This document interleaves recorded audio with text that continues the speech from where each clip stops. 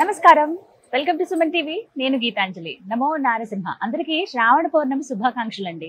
మనలో చాలా మంది శ్రావణ పౌర్ణమి చాలా వైభవంగా జరుపుకుంటారు. ఆ రోజు ఇంకో ప్రత్యేకత ఉంది. ఏంటో తెలుసా? హయగ్రీవ జయంతి. మనం జ్ఞానానికి ప్రతీకగా సరస్వతి అమ్మవారని చెప్తాం, కానీ ఆ సరస్వతి అమ్మవారికి జ్ఞానాన్ని అందించిన వారు హయగ్రీవులు వారని చెప్తారు. అటువంటి ఆ స్వామివారి జయంతి కల్పవృక్ష నారసింహ స్వామివారి ఆశ్రమంలో చాలా వైభవంగా జరుగుతుందండి. ఇంకా విశేషాలు ఏంటి ఆ రోజు తెలుసుకుందాం. మనతో పాటు ఉన్నారు ఆశ్రమ నిర్వాహకులు, నృసింహ ఉపాసకులు డాక్టర్ కృష్ణ చైతన్య స్వామి గురువు గారు. వారితో మాట్లాడదాం. గురుగారు నమస్కారం అండి. నమస్కారం అమ్మా. హయగ్రీవ జయంతి ముందుగా మీకు శ్రావణ పౌర్ణిమ శుభాకాంక్షలు, అలాగే రాఖీ పౌర్ణిమ శుభాకాంక్షలు. గురుగారు ఏంటి మరి విశేషం? అంటే శ్రావణ మాసం అనేటువంటిది చాలా అత్యద్భుతమైనటువంటి మాసంలో ఒకటి.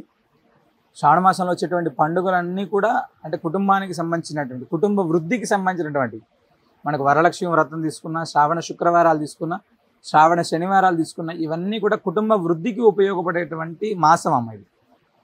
అలాంటి దాంట్లో శ్రావణ పౌర్ణమి నాడు, శ్రవణ నక్షత్రంతో కూడుకున్నటువంటి పౌర్ణమి, అంటే శ్రీ వెంకటేశ్వర స్వామి వారికి సంబంధించినటువంటి విశేషమైనటువంటి శ్రవణ నక్షత్రం. అయితే శ్రావణ పౌర్ణమి నాడు మనం ప్రత్యేకంగా అందరికీ తెలిసినటువంటిది రాఖీ పౌర్ణమి. రెండోది జంధ్యాల పౌర్ణమి అంటారు. అంటే యజ్ఞోపవీతాన్ని ఉండేటువంటి ప్రతి ఒక్కరూ ఆనాడు తప్పకుండా ఉపాకర్మ చేసుకొని మార్చుకోవాలి, గాయత్రి జపం చేయాలి అని చెప్పి మనకు పెద్దలు చెప్పారు. అందులో ఎక్కువగా అందరూ ఇష్టపడేటువంటిది శ్రావణ పౌర్ణిమ. దాంట్లో రాఖీ పండుగని మనం ఎక్కువ ఇష్టపడి చేస్తుంటాం. అయితే విద్యాధినాథుడైనటువంటి హయగ్రీవ స్వామి వారి యొక్క జయంతి శ్రావణ పౌర్ణిమ. అంటే సకల విద్యలకు కూడా, అంటే మేధా దక్షిణామూర్తి కావచ్చు, సరస్వతి అమ్మవారి కావచ్చు, విద్యకు మీరు అంటే విద్యాధినాథులుగా మీరు ఉండండి అని చెప్పి అనుగ్రహించినటువంటి వాడు హయగ్రీవుడు. అలాంటి హయగ్రీవ స్వామిని మన పిల్లల చేత ఆరాధన చేయించడం, మనము ఆరాధన చేయడం, అంటే హయగ్రీవ అనుగ్రహం అనేటువంటిది ఉంటే అమ్మ, వాక్ అనేటువంటిది ఒక వరద ప్రవాహం ఎలా ఉంటుందో, గంగా ప్రవాహం ఎలా ఉంటుందో అలాంటి అద్భుతమైనటువంటి ప్రవాహం ఉంటుంది అని చెప్తారు పెద్దలు. అంటే వైష్ణవ సాంప్రదాయం ప్రకారం కావచ్చు, మధ్వ సాంప్రదాయం ప్రకారం కావచ్చు, హయగ్రీవ స్వామి వారికి విశేషమైనటువంటి ఆరాధన చేస్తారు. చాలా విశేషమైనటువంటి ఆరాధన చేస్తారు హయగ్రీవ స్వామికి. అంటే పెద్ద పెద్ద యజ్ఞయాగాదులు చేయకపోయినప్పటికీ కూడా పిల్లలు నార్మల్గా హయగ్రీవ స్వామిని సాధారణంగా హయగ్రీవ హయగ్రీవ హయగ్రీవ అనేటువంటి మంత్రాన్ని వాళ్ళు పొద్దున లేచి చదువుకున్నా కూడా విశేషమైనటువంటి హయగ్రీవ అనుగ్రహం కలుగుతుంది అని చెప్తారు. అయితే మనకు శాస్త్రంలో ఏం చెప్తారంటే హయగ్రీవము అని ఒక ప్రసాదం ఉంటుంది. ప్రసాదం కూడా ఉంటది. అంటే భగవంతుడు హయగ్రీవుడు, అది ఒక రాక్షసుడి పేరు. మీకు విచిత్రం ఏంటంటే అది ఒక హయగ్రీవుడు అనేటువంటి ఒక రాక్షసుడు బ్రహ్మవరం చేత ఆయన తలను శ్రీ మహావిష్ణువుకి పెట్టారు. అంటే ఆ రాక్షసుని వధించిన తర్వాత ఆ తలని శ్రీ మహావిష్ణువు తీసుకున్నారు. గుర్రం మహాన్ హయము అని ప్రసాదం కూడా హయగ్రీవం. హయగ్రీవం అనేటువంటి ప్రసాదం ఉంటుంది. చాలా విశేషమైనటువంటి ప్రసాదం. అంటే పిల్లలకి మనం ఆనాడు ఆ ప్రసాదాన్ని ఇస్తే, అంటే ఇంట్లో చేసి పెట్టడము, లేకపోతే స్వామివారికి హయగ్రీవ స్వామివారికి నివేదన చేసినటువంటి ప్రసాదం పిల్లలకి ఇవ్వడం అనేటువంటిది అద్భుతమైనటువంటి విశేషమైన ఫలితం ఉంటుందన్న. మనము హయగ్రీవ జయంతి రోజు, అంటే నార్మల్గా హయగ్రీవ జయంతి, రాఖీ పౌర్ణమి రెండు రోజు ప్రత్యేకంగా సకల విద్యాధినాథుడైనటువంటి హయగ్రీవ స్వామి వారికి, కల్పవృక్ష నరసింహ స్వామి వారికి విశేషమైనటువంటి అభిషేకం చేస్తున్నామా. అదేవిధంగా ఇక్కడ విశేషమైనటువంటి హయగ్రీవ స్వామి వారు ఉన్నారు. వారికి అభిషేకించినటువంటి తేనె, అంటే పిల్లలలో చాలా వరకు మా పిల్లడు బాగా కష్టపడుతున్నాడు, చదువుతున్నాడు, కానీ మంచి మార్కులు లేదు, వాడి యొక్క మెదడు అనేటువంటిది చురుగ్గా లేడు, మందబుద్ధితో ఉన్నాడు, అంటే మా వాడు ఇంకేదో స్తబ్దతగా ఉన్నాడు, ఇలా ఎవరనుకున్నా, లేదా మా వాడు ఇంకా మంచిగా చదువుకోవాలి, ఇలా ఎవరనుకున్నా కూడా ఆనాడు ఇక్కడ స్వామివారి సన్నిధిలో ఇచ్చేటువంటి తేనె, యాలకలు అంటే ఇలాచి అంటాం కదా, ఆ ప్రసాదం అనేటువంటిది చాలా విశేషం. సాధారణంగా ఇక్కడ ఆ రోజు స్వామివారికి అభిమంత్రించబడి ఆ ప్రసాదాన్ని ఇవ్వడం జరుగుతుందమ్మ. అది మన పిల్లలకు పెడితే ఖచ్చితంగా చాలా మార్పు ఉంటుంది. వాళ్ళ యొక్క విద్యా బుద్ధుల్లో కావచ్చు, వాళ్ళ యొక్క ఆలోచన విధానంలో కావచ్చు ఖచ్చితమైనటువంటి మార్పు ఉంటుంది. ఆ తర్వాత హయగ్రీవ హోమం చేస్తామమ్మ. హయగ్రీవ స్వామి వారికి సంబంధించినటువంటి హోమాన్ని మనం చాలా విశేషంగా చేస్తున్నాం. హయగ్రీవ ప్రసాదాన్ని కూడా పిల్లలందరికీ వచ్చినటువంటి ప్రతి విద్యార్థికి మనం ఆ యొక్క హయగ్రీవం అనేటువంటి ప్రసాదాన్ని మనం ఇవ్వడం జరుగుతుంది.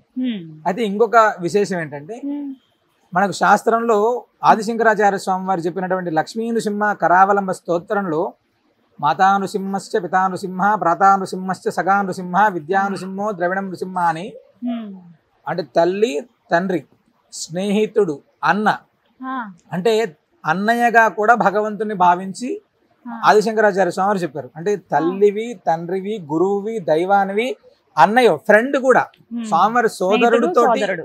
అదే విధంగా స్నేహితుడితోటి కూడా పోల్చారు. ఆ, మనందరం కూడా అంటే ఆశ్రిత భక్తవత్సలుడైనటువంటి భగవంతుడికి రాఖీతోటి ముడుపు కట్టేటువంటి అద్భుతమైనటువంటి అవకాశాన్ని మనం ఈ యొక్క శ్రావణ పౌర్ణమిలో చేస్తున్నాం. ఆహా. ఏంటి స్వామి ఇది విశేషంగా ఉంది? రాఖీతో ఏంటంటే రాఖీ అనేటువంటిది రక్షా బంధనం. ఆ, మనం ఇప్పుడు రాఖీ అని పిలుస్తున్నాం, ఇంకోటి పిలుస్తున్నాం, కానీ ఆనాడు పెద్దల కాలం నుంచి ఇది రక్షాబంధనం. అంటే నేను నీకు రక్ష, నువ్వు నాకు రక్ష, మనందరం కూడా దేశానికి రక్ష అనేటువంటి సామెతను పెద్దల వాళ్ళు చెప్పేవాళ్ళం. ఉమ్, ఆ రక్షాబంధనం తోటి భగవంతుడికి ప్రదక్షిణ చేసి ఉమ్. ఆ రక్షాబంధనాన్ని స్వామికి సమర్పించేటువంటి, ఓ, మీ యొక్క అన్నదమ్ములు బాగుండాలి, మీ కుటుంబం బాగుండాలి అనేటువంటి సంకల్పంతో ఇక్కడ ప్రత్యేకంగా ఆనాడు ఎవరైనా మీ అన్నదమ్ముల పేర్ల పైన ఇక్కడ ప్రత్యేకంగా అర్చన చేయించుకోవచ్చు, ఉమ్. ప్రత్యేకంగా హోమం చేసుకోవచ్చు. స్వామివారికి రాఖీతోటి రక్షాబంధనం తోటి స్వామివారికి ముడుపు కట్టచ్చు. ఆయనే అన్నయ్యగా భావిస్తే ఆయన రక్షించేవాడు అన్నయ్యగా ఉంటే మన జోలికి ఇంక ఎలాంటి వాడైనా వస్తాడా? ఎవరు రారు.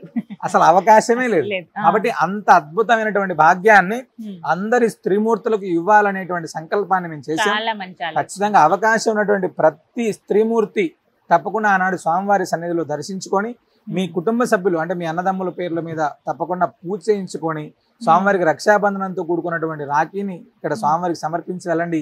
ఉమ్. మనల్ని అందరినీ కాపాడేటువంటి బాధ్యతను ఆయనకి అప్పచెప్పండి. ఖచ్చితమైనటువంటి ఫలితం ఉంటుంది. ఉమ్. అది. ఎలా ఎప్పటి నుంచే ప్రారంభం అవుతాయండి? ఉదయం ఏ సమయం ఆ రోజు నుంచి? ఉదయం తెల్లవారుజామున 5 గంటల నుంచే ప్రారంభమవుతుందమ్మా. ఉమ్. మొదటగా గోపూజ, తర్వాత స్వామివారికి సంబంధించినటువంటి అభిషేకం, ఉమ్. తర్వాత హోమం. ఈ వరుస క్రమంలో పాల్గొనే వాళ్ళు పాల్గొంటూనే ఉండొచ్చు, ఉమ్. ముడుపు కట్టేటువంటి వాళ్ళు ముడుపు కడుతూ ఉండొచ్చు, స్వామివారికి రక్షాబంధనం కట్టేటువంటి వాళ్ళు రక్షాబంధనం కట్టచ్చు. ఇవన్నీ వరుస క్రమం జరుగుతూనే ఉంటుంది రాత్రి దాకా. ఉమ్. రాత్రి దాకా వచ్చినటువంటి ప్రతి విద్యార్థికి కూడా ఆ రోజు రాత్రి దాకా కూడా మనం ఈ యొక్క ప్రసాదాన్ని ఇవ్వడం జరుగుతున్నాము. ఉమ్. విద్యార్థులకు ఒక మంచి అవకాశం అవును, రావడానికి. విద్యార్థులకు మంచి అవకాశం, ఉమ్. స్త్రీమూర్తులకు ఇంకా అద్భుతమైనటువంటి అవకాశం. ఉమ్. ఇంకేమైనా ద్రవ్యాలు ఏమైనా తీసుకురావాలా అండి? వచ్చేటప్పుడు ఏమైనా తీసుకురావాల్సి ఉంటుందా? అంటే హయగ్రీవ స్వామి వారికి ఉమ్. యాలకలతో చేసినటువంటి దండను వేస్తారమ్మా. అంటే మన ఆ. పిల్లలకు సంబంధించినటువంటి దాంట్లో యాలకలను గుచ్చి 27 కానీ 32 కానీ 54 కానీ ఇలా గుచ్చి ఆ యాలకలను దండని స్వామివారికి సమర్పిస్తారు. అది స్వామివారికి అరగింపు చేసిన తర్వాత మళ్ళీ వాళ్ళకి ఇవ్వడం జరుగుతుంది. అది వేయడం ద్వారా ఏమవుతుందంటే మంచి విద్యా బుద్ధులు వస్తాయని చెప్పి నమ్మకం. అది చాలా విశేషంగా ప్రసాదంగా కూడా మనకి మళ్ళీ ఇచ్చేస్తారు. మళ్ళీ అందిస్తారండి. అవును, ఉమ్. ఇవి ఒకటి తీసుకొస్తే చాలు, మిగతా అన్ని ఇక్కడ ఇక్కడే అందుబాటులోనే అందుబాటులోనే ఉంటాయి. ఉంటాయి. మొత్తం మీద ఒక మంచి అవకాశము. ప్రతిదీ అంటే ఇక్కడికి వచ్చి ముడుపు కట్టే వాళ్ళు కానీ లేకపోతే ఏదైనా అన్ని ఆయనే దిక్కు అనుకుని వస్తారండి. ఇంకా ఒక అవకాశం ఇది ఈ శ్రావణ పౌర్ణిమ రోజు ఎవరు మిస్ చేసుకోకుండా. మరి ఇంకా పిల్లలకు అన్నారు కాబట్టి చాలా మంది ముందుకు రావచ్చు. ఇంకొక విశేషం ఏంటంటే శుక్రవారం ఏమో వరలక్ష్మి వ్రతం వచ్చింది అవునమ్మా. గారు, తర్వాత శ్రావణ పౌర్ణమి సెకండ్ సాటర్డే ఉంది, తర్వాత ఆదివారం సెలవులు ఉంటే కనుక చక్కగా వాళ్ళకి ఒక మంచి అవకాశం ఇది రావడానికి పిల్లల్ని తీసుకుని. అవునమ్మా, అవును. చక్కగా వివరించారండి, ధన్యవాదాలు. విన్నారు కదా, పూర్తి అడ్రస్ నేను స్క్రీన్ పైన డిస్ప్లే చేస్తానండి, అలాగే ఫోన్ నెంబర్ ఇస్తాను. ఇంకా ఏమైనా మీకు సందేహాలు ఉంటే కాల్ చేసి రండి.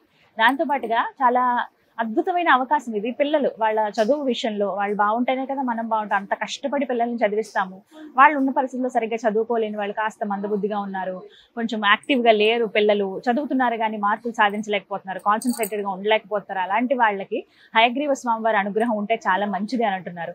చిన్న చిన్న పరిహారాలండి ఇవి. మీరు దగ్గర ప్రాంతాల్లో ఉంటే కనుక చక్కగా అప్పుడు రండి. 3 రోజులు చాలా మందికి సెలవు ఉంటుంది, లేదంటే సెకండ్ సాటర్డే సండే 2 రోజులు సెలవు ఉంటుంది. కాబట్టి దగ్గర తీసుకుని పిల్లల్ని ఇక్కడికి వస్తే కనుక ఇక్కడ జరిగేటువంటి కార్యక్రమాల్లో పాల్గొనొచ్చు, ఇక్కడ కాసేపు గడపొచ్చు. స్వామి ఎదురుగుండా కూర్చోవడం అనేది ఒక అద్భుతమైనటువంటి అవకాశం, అది అనుగ్రహమే. అది మీరు ఆ రోజు రావచ్చు. అలాగే ఎవరైతే రాఖీ పూర్ణిమ మాకు సోదరులు లేదని బాధపడే వాళ్ళకి చక్కటి అవకాశం అండి. నాకైతే అదే అనిపించింది.